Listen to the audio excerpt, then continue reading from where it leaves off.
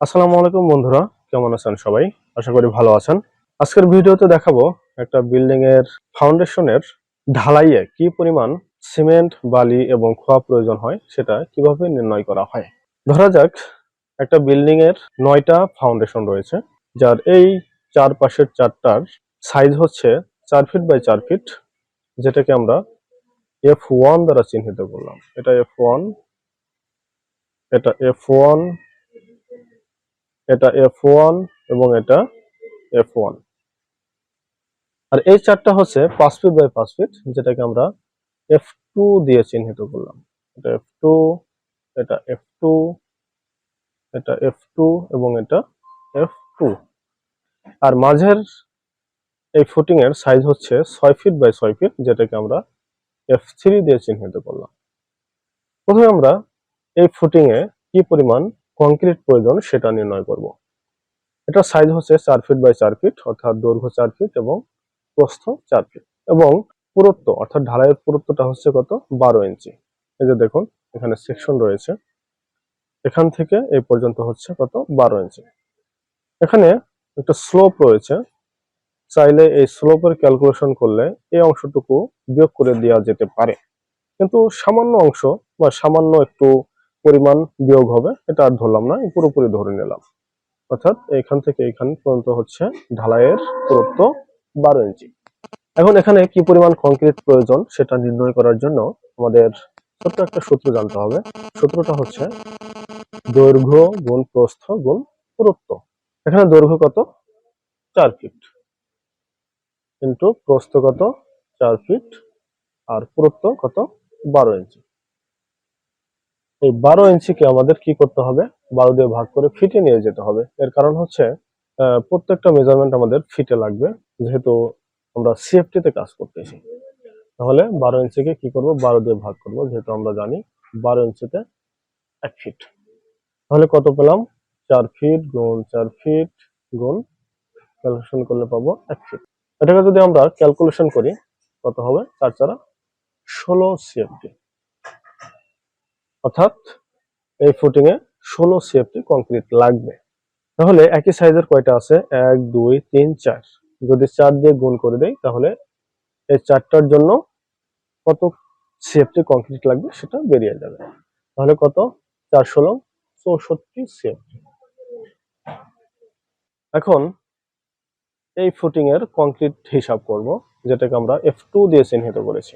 এটার সাইজ হচ্ছে কত, ৫ ফিট বাই ৫ ফিট, অর্থাৎ দৈর্ঘ্য ৫ ফিট এবং প্রস্থ ৫ ফিট, আর পুরুত্ব কত, ১৫ ইঞ্চি। তাহলে একই সূত্র ইউজ করব, দৈর্ঘ্য ৫ ফিট গুণ প্রস্থ ৫ ফিট গুণ পুরুত্ব কত, ১৫ ইঞ্চি।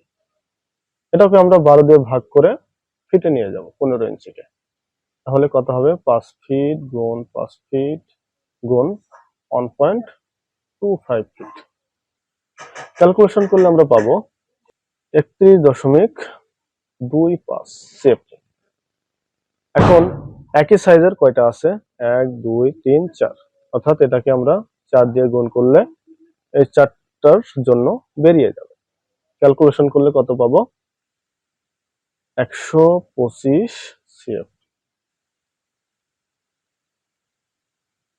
এখন এই ফুটিং এর কংক্রিট হিসাব করব, যেটার সাইজ হচ্ছে ৬ ফিট বাই ৬ ফিট, অর্থাৎ দৈর্ঘ্য ৬ ফিট এবং প্রস্থ ৬ ফিট, আর পুরুত্ব কত, ১৮ ইঞ্চি। এটা হচ্ছে F3 দিয়ে চিহ্নিত করেছি, সুতরাং F3 = এই একই সূত্র, দৈর্ঘ্য গুণ প্রস্থ গুণ পুরুত্ব। তাহলে দৈর্ঘ্য কয় ফিট, ৬ ফিট, প্রস্থ ৬ ফিট, আর পুরুত্ব হচ্ছে ১৮ ইঞ্চি। এই ১৮ ইঞ্চিকেও ১২ দিয়ে ভাগ করে ফিটে নিয়ে যাব। তাহলে কত হয়, ৬ ফিট গুণ ৬ ফিট গুণ 1.5 ফিট। ক্যালকুলেশন করলে আমরা পাবো ৫৪ সিএফটি।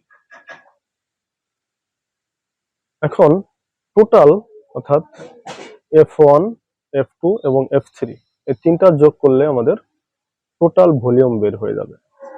তাহলে F1 কত, ৬৪, F2 হচ্ছে ১২৫, F3 কত, ৫৪। ক্যালকুলেশন করলে আমরা পাবো ২৪৩ সিএফটি।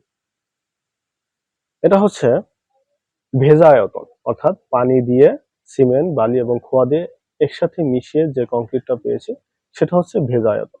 কিন্তু আমাদের শুকনো আয়তন দরকার, অর্থাৎ পানি বাদে।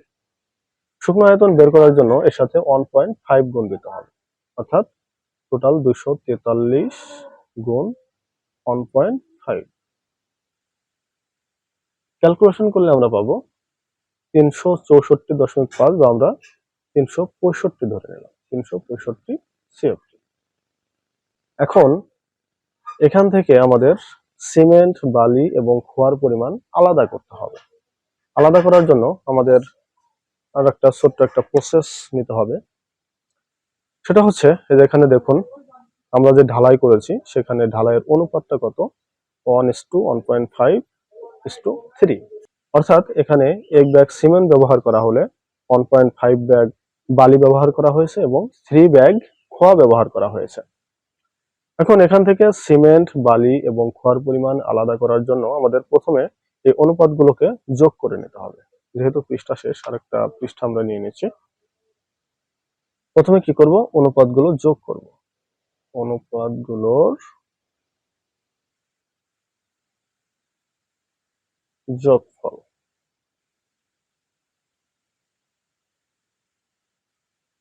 কত, দেখুন 1